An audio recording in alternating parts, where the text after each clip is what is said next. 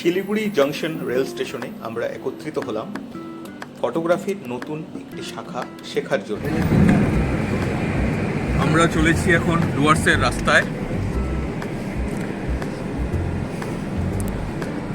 নিকনের macro photography ওয়ার্কশপে যোগ দিতে চলেছি। সেই ওয়ার্কশপটা অনুষ্ঠিত হবে দূরখোলা বলে একটা জায়গায়, লাভার কাছে। তো সেখানেই আমরা যাচ্ছি। সামনে আছে শুভদীপ, তাই তোমার নামটা কি বলো? ঋত্বিক আছে এদিকে, সুব্রত দা এদিকে, এখানে মিস্টার গাঙ্গুলি, অনিল গাঙ্গুলি, আর আমিও আছি এখানে। তো আমরা চলেছি। তো আমি ম্যাক্রো বিষয়ে কিছুই জানি না, তো শিখতে চাই। খুব বিখ্যাত ম্যাক্রো ফটোগ্রাফার আছেন রিপন বিশ্বাস, উনি থাকবেন আমাদের মেন্টর হিসেবে।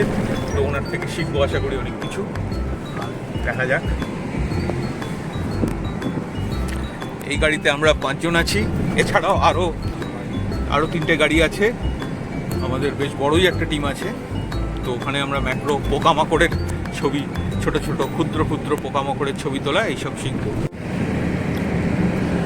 ডামডিম ক্রস করে আমরা এখন চলেছি লাভার রাস্তায়। চা বাগানের মধ্যে দিয়ে চলেছে রাস্তা।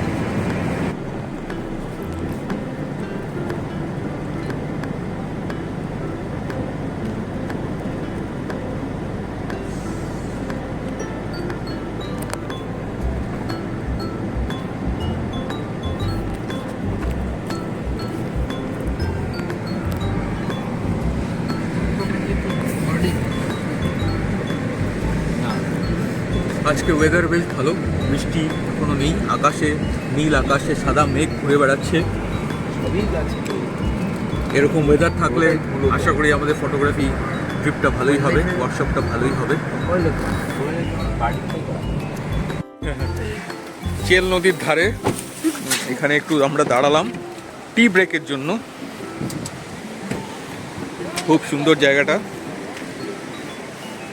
আপার ফাগু চেল খোলা পিকনিক স্পট।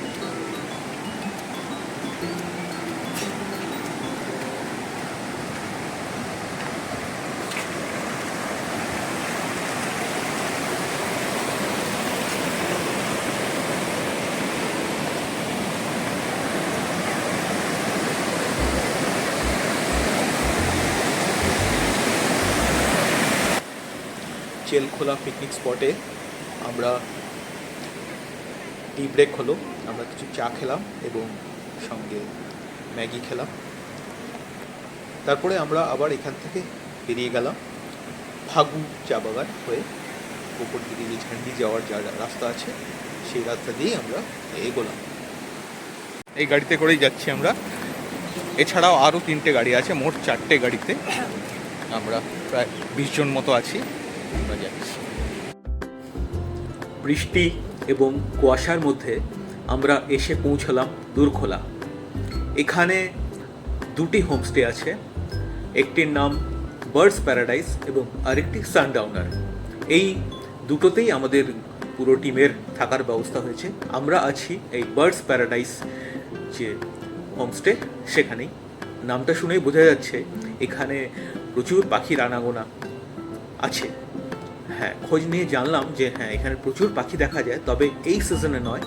এখন তো বর্ষাকাল, এখানে উইন্টারের সময় প্রচুর পাখি পাওয়া যায়। তো যাই হোক, এই যে এটা হচ্ছে আমাদের রুম। অনিলদার সঙ্গে আমাদের এখানে থাকার ব্যবস্থা হয়েছে, আর বাকি অন্যরা আছে অন্যান্য রুমে। বড় টিম, ওই জন্য একটা হোমস্টেতে স্থান সংকুলান হয়নি, অতএব 2টো হোমস্টেতে আমাদের থাকার ব্যবস্থা হয়েছে। তো এখনও সেই লোডিং আনলোডিংয়ের কাজ চলছে বৃষ্টির মধ্যে। দেখতে অসুবিধা, রাস্তাও কাঁচা রাস্তা। তো আমরা আছি বার্ডস প্যারাডাইসে, আর আরেকটা ওপরে, ওই যে ওপরে হোমস্টে দেখা যাচ্ছে, এটা হচ্ছে সানডাউনার্স। সেখানে বাকি অর্ধেক টিম এখানে, অর্ধেক এখানে, অর্ধেক এখানে।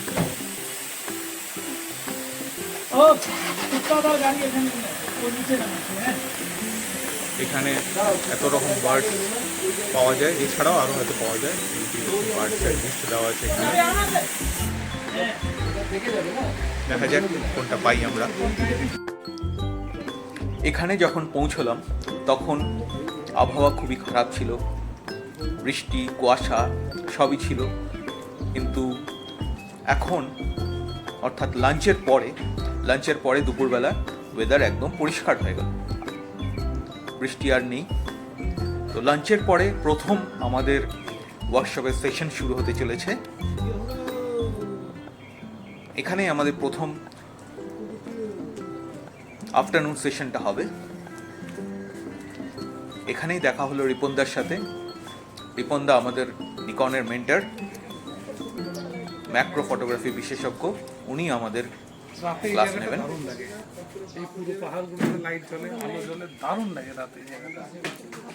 বিরাট খোলা জায়গা অনেকটা। হ্যাঁ, একদম খুলে গেছে। নরমালি এত খোলা পাওয়া যায় না। বৃষ্টিটা হয়ে একদম খুলে গেছে।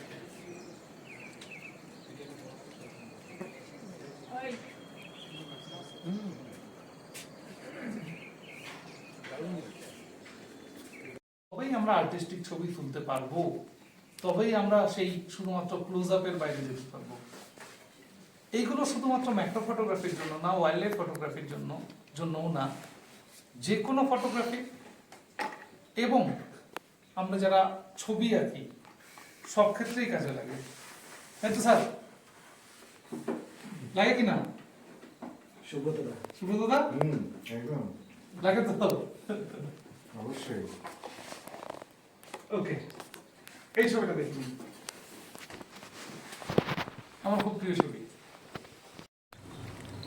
সন্ধে নামার পর আমরা বেরিয়ে পড়লাম আশেপাশের জঙ্গলের পথে। সঙ্গে ম্যাক্রো ফটোগ্রাফির জন্য নানা রকম যন্ত্রপাতি এবং লাইট এবং ফ্ল্যাশ। নতুন একটা জগৎ চোখের সামনে উন্মোচিত হয়ে উঠল, যেগুলো আগে কোনোদিন দেখা যায়নি বা বোঝা যায়নি। যেমন বহু পোকামাকড়, কীটপতঙ্গ, যেমন spider, mantis, cricket, aphid, ladybug, moth, cicada, spittlebug এবং বিভিন্ন ধরনের বিটল। সমস্ত জিনিস, ক্ষুদ্র জিনিসগুলো চোখের সামনে বড় হয়ে দেখা দিল, ধরা পড়ল। এবং আমাদের মেন্টরের এবং অন্যান্য আরও নিকনের অফিসিয়ালদের তাদের ইনস্ট্রাকশন অনুযায়ী আমরা জঙ্গলের পথে এক নতুন জগৎ চোখের সামনে উন্মোচিত হলো। এরকম করতে করতে অনেক রাত অবধি, প্রায় রাত 10টা অবধি আমরা কাটালাম জঙ্গলে এইসব পোকামাকড়দের মাঝখানে এবং ছবি তোলার চেষ্টা করলাম। যেহেতু আমি একেবারেই নতুন এই বিষয়ে, তবু চেষ্টা করলাম এবং আমার লাইটটাও অতটা অ্যাডিকুয়েট ছিল না, তবু চেষ্টা করলাম যতটা পারি।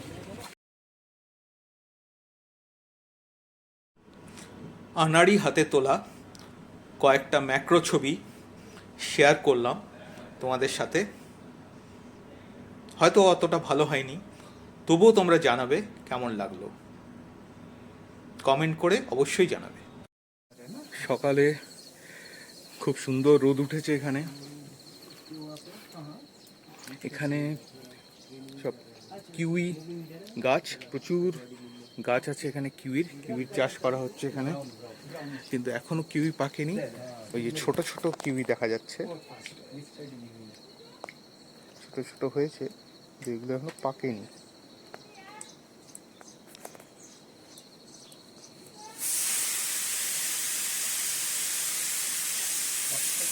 এই কিচেনে রান্না হচ্ছে। এখানে দাঁড়িয়েই অনেক পাখি আসছে। এখানে আমরা কিছু বার্ডিং করলাম দাঁড়িয়ে।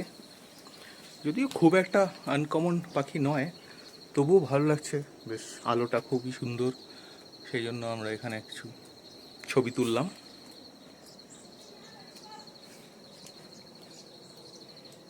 পরিবেশটা খুব সুন্দর।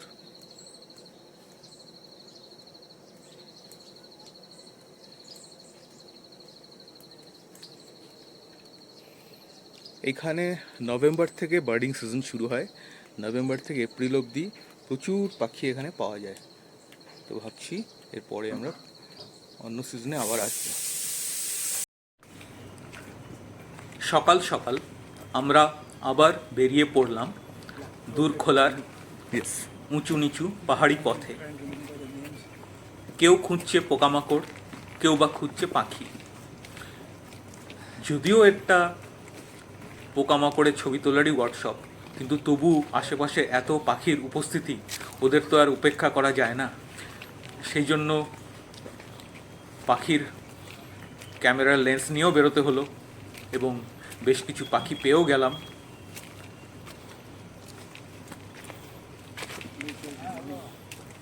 তবে এই সিজনে পাখি সংখ্যা কম, শীতকালে আরও বেশি পাওয়া যাবে এটাই বলল। এখানেই পেয়ে গেলাম দুটি লাইফার, ব্ল্যাক থ্রোটেড প্রিনিয়া এবং ক্রিমসন নেপড উডপেকার। ব্রেকফাস্ট দেওয়া হচ্ছে বার্ডস প্যারাডাইস হোমস্টেতে, কিচেন পাশেই, এখানেই রান্না হচ্ছে। রাজু আর ভৌজু রান্না করছে, এই গরম গরম পুরি আর মটর ডাল এর ঘুগনি, আর সঙ্গে ডিম সেদ্ধ, বয়েলড এগস, আর আচারও আছে যদি লাগে। দেখতে দেখতেই শেষ হয়ে গেল দুদিনের এই ওয়ার্কশপ। ধন্যবাদ জানাই নিকনের সমস্ত কর্মকর্তাদের, যাদের জন্য এই ওয়ার্কশপটা সফল হলো, এবং অবশ্যই ধন্যবাদ জানাই স্যার রিপন স্যারকে, যার গাইডেন্সেই আমরা সব কিছু শিখলাম। এবার ফিরে আসার পালা, এবং দর্শকরা কেমন লাগলো এই ভিডিও জানাবেন।